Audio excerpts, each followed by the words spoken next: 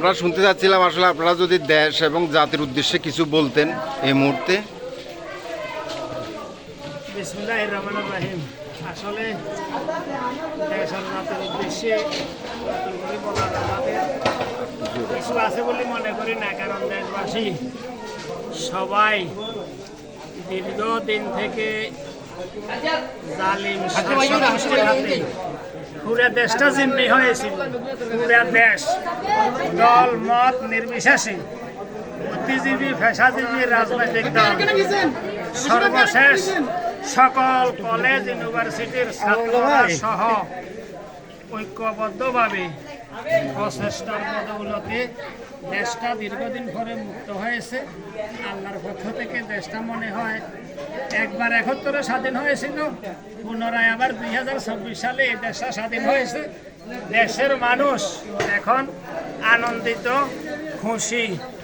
এই জালিম শাসক গোষ্ঠী যা করেছে এই দেশটাকে, সেই ইতিহাস এখন বলার সময়ও নাই, সুযোগও নাই। সময় মতো ইনশাল্লাহ আমরা এগুলা তুলে ধরবো, বলবো। তো আল্লাহ আমাদেরকে দীর্ঘদিন পরে হলেও দেশবাসীকে মুক্ত করেছেন, এটার জন্য আমরা শুকরিয়া জ্ঞাপন করছি।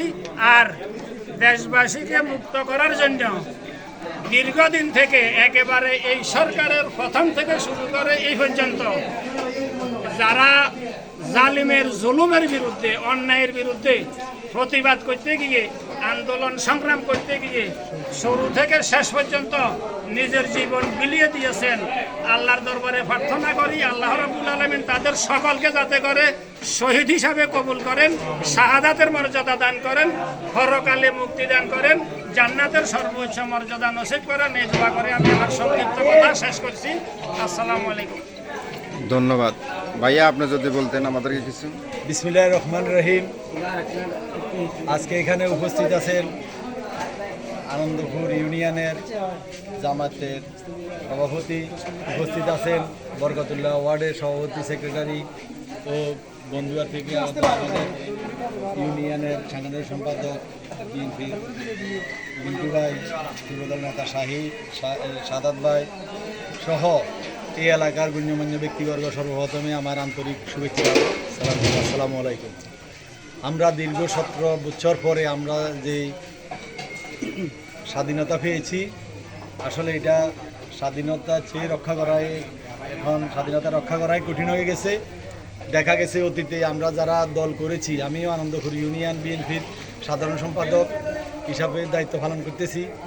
আসলে এখন দেখা যায় বিভিন্ন জায়গায় যারা তাদেরকে অতীতে কোনো সময় দলের কর্মকাণ্ডে পাই নাই, তারা লাঠি ছোটা নিয়ে বিভিন্ন জায়গার দোকান ফাট লই, হুন্ডার বহল লই যে হামলা চাঁদাবাজি শুরু করতেছে।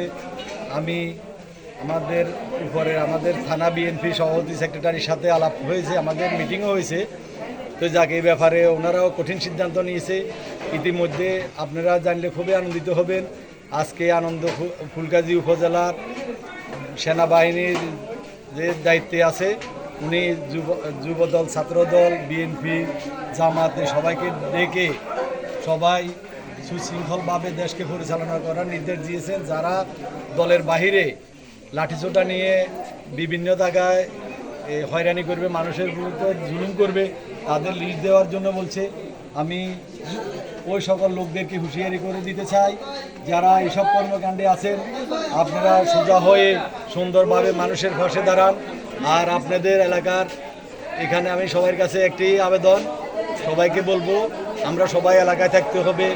কারা অতীতে যারা যে করেছে এটার কর্ম পাইছে, আমরা সুন্দরভাবে আমরা বিএনপি করি, আমরা সুসংগঠিত দল, আমরা যাতে মানুষকে বুঝাই বা আন্তরিকতা দিয়ে যেভাবে মানুষকে কাছে আনা যায় ওইভাবে করতে, আমরা মামলা হামলা মারধর করে আমরা রাজনীতি করতে চাই না, আমরা সুষ্ঠু সমাধান চাই প্রশাসনের কাছে। এই বলে আমি আমার বক্তব্য শেষ করলাম। আসসালামু আলাইকুম। ধন্যবাদ সবাই। ঠিক আছে।